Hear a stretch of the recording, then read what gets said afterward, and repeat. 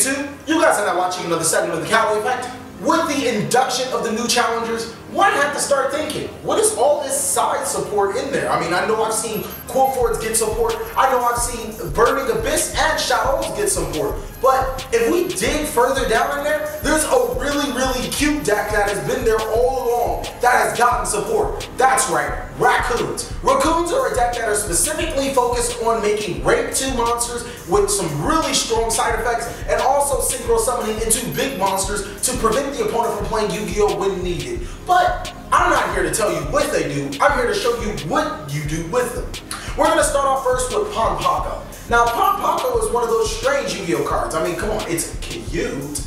800 attack, and when it is normal summon, you can special summon one level 2 beast monster from your deck face down to your side of the field. Now, one would be thinking, what will we bring out with Ponpako? Well, Ponpako is one of the only raccoon monsters, so we're going to bring out the other raccoon monster, also known as Tantan. Now, when Tantan is flipped face up, you can special summon one level 2 beast monster from your deck to the side of the field. Now, one would be like, okay, Ponpako gets Tantan, Tantan gets Ponpako? That's not really good, TheCaliEffect. No, there's a lot more we can do with it. In essence, Tantan could get you Calistocia. I'm just gonna call him Sonic. We're gonna get Sonic to the side of the field. And when Sonic is special summoned by the effect of a beast monster, you get to target one card your opponent controls and destroy it. Now that could be critical, because wait, first of all, Ponpako gets me Tantan, who gets me Sonic, who destroys the opponent's cards, but since Ponpako or Tantan was attacked face down, I special summon Sonic on my opponent's side of the field, which means I can have the opponent interaction? What? For all those cute little cards? Amazing. Stop. Get out of there, TheCaliEffect. Yes, Sonic does allow us to destroy the opponent's card of the field, and I know that really isn't as popular it is, but getting rid of the opponent's back row if they're playing Burning Abyss, or even the opponent's pendulums if they're playing Quillfort, is extremely good when you want to decide the factor of the game. I really wouldn't count Sonic, I don't know why I call him Calistocia. I really wouldn't call Calistocia out of the game because it's such a good card for destroying the opponent's cards. Next, the last, I would consider kind of official raccoon-like monster is Valerifon. But we're just going to call Valerifon Bambi for short. Now, at the cost of discarding one card from your hand, Bambi allows you to special summon one level 2 beast monster to your side of the field. Bambi is also a tuner, so this is some really good stuff going on here. Ponpako normally would special summon Tantan, who could bring you Calistocia, which destroys the card on your opponent's side of the field.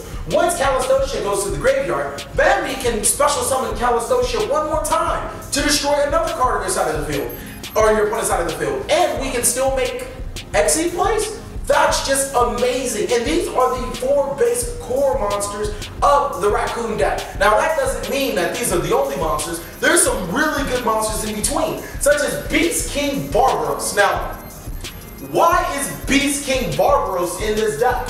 Well, Beast King Barbaros is a 3000 attack monster who has a lot of synergy with his Raccoon deck. Since the deck can so easily bring out multitudes of monsters, we can actually wind up tributing 3 monsters to use Beast King Barbaros' Heartless Featherduster Raigeki-like effect. Also, since it is a level 8 monster, we can pair it up with Valerifon to make some of the most powerful monsters in the game. Next, what really works with Raccoons well, since they're all like level 2 beast monsters, is Junk Synchron. Junk Synchron is amazing because we have so many targets to revive in our graveyard, and it can make us any of our level 5 any of our level 5 synchro monsters to the side of the field, such as Armadas, Cutest. But what I really think shines is Junk Synchron. What I really think shines is Junk Warrior. But we'll talk about that later. Right now, we're going to stick on monsters. Next would be Key Mouse. Key Mouse is alright. I mean, it's a level 1 tuner beast monster that if it is destroyed by battle, it allows us to search Ponpako, Tantan, Valerifon. But its importance is that it's a level 1 tuner, which I will also talk about later. And then the last most important level 2 beast monster that you could run into this deck is Wind Up Kitten. Now, Wind Up Kitten has really solidified itself into this deck just because it gets rid of Exceed threats such as Dante, Virgil, Windup, without them necessarily being able to gain their effects from being sent to the graveyard. Windup King is not a really themed Raccoon support, but I feel like it's almost mandatory in every Raccoon deck. Now there is definitely a boatload of beast monsters that I did not cover in this introductory phase. They are really good still too. There's Tree Otter, there's Sea Koala, there's just a lot of level 2s. That doesn't mean that they're not good, but when building a Raccoon deck, we're gonna take these Raccoon monsters as our backbone. Next, for the spell cards, which actually is the real reason why we want to play Raccoons, is Obedience School. Now, Obedience School is just simply, it is what any Yu-Gi-Oh player would ever want to play the game. I get the plus out who knows what just for playing this card. If I control no monsters, I can special summon 3 level 2 beast monsters from my deck with different names to my side of the field. Their effects are negated, and during the end phase, they are destroyed. Now, one would be, it's a fact right there to just scream out +3. Scream out instant Notoria Beast. Instant whatever I want as long as it's a beast monster. Beast! It's just good. Why are we even talking about this card? And then last, for the spell type support for Raccoons, would be Ader's Rock Sunrise. A Monster Reborn-like card that actually reduces our opponent's monster's attack, depending on the number of Winged Beast, Plank, and Beast monsters in our graveyard. That's going to sum it up for the spells. For the traps, we're really going to run staples, but I could talk about Burst Rebirth. At the cost of 2,000 life points, we get to special summon one monster?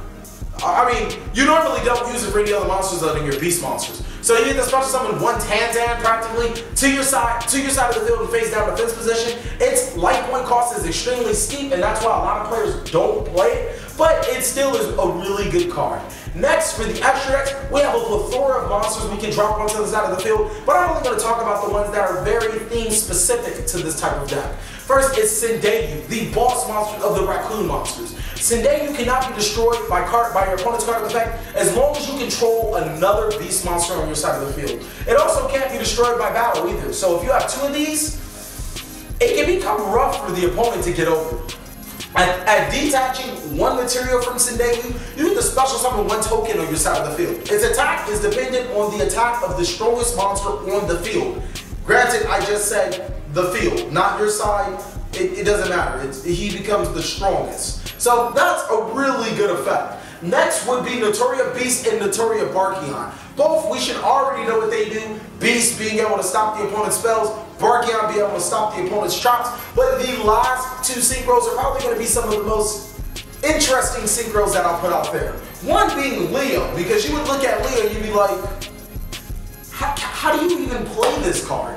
Leo is a level 10 3100 attack monster, possibly one of the strongest synchros in the game. Preventing himself from being targeted is extremely good, but the biggest thing is that how we make him. Beast King Barbaros does come into play when making, and it actually pairs very well with Obedience School. Being able to Obedience School into 3 Raccoon monsters, 1 being a tuner, normal summon Beast King Barbaros, make Leo, then make Sendeyu. Sendeyu activates his effect, making a 3100 attack token. So in that essence, you get 2 3100 attack beast monsters, 1 monster that can't be destroyed by your opponent's battle or your opponent's card effects, as long as you control those 2 3100 attack monsters, and then Leo being Leo, very hard to get rid of. And that was all off of a 2-card combo, so why are we not playing Leo? The last one I want to talk about is Junk Warrior, which is a heavy hitter into this game. Junk Warrior really feeds off of Sendeyu because the tokens that Sendeyu brings out are level 1. Junk Warrior gains the attack of all of your monsters on your side of the field that are level 2 and lower. So for example, let's take the same exact field that I have. Leo, Sendeyu, and the token. And I normal summon Junk Synchron and make Junk Warrior. Junk Warrior is 2300 attack, but its effect states it gains all the other monsters' attack that are level 2 or lower. It will gain 3100 attack. Now that is amazing for any type of monster to ever get the board off of a 1-card combo. This deck is extremely focused on bringing out certain type of situations that the opponent can't get over, and also being able to generate so much pluses on your side of the board and so much type of advantage on your side of the board that your opponent can't overcome. It's going to be extremely fun to play this deck, and I can't wait to see you guys in the next video. Well, thank you guys for watching another segment of the Cali Effect. Please like, comment, subscribe, but most of all, enjoy.